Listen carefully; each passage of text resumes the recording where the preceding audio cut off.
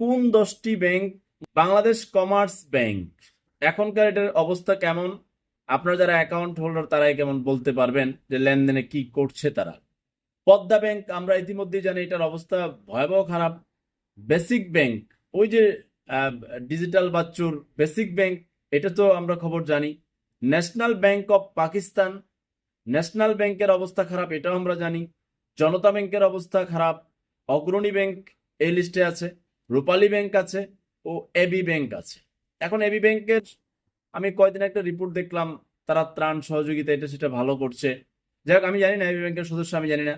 এখন এই যে রেড জোনে 9টি ব্যাংক, আমি আবারও নাম বলে দিচ্ছি: Bangladesh commerce bank, Padma bank, basic bank, national bank of Pakistan, national bank, Janata bank, অগ্রণী ব্যাংক, রূপালী ব্যাংক ও এবি ব্যাংক। যে 9টি ব্যাংক রেড জোনের কথা মার্চ মাসে বলা হয়েছিল,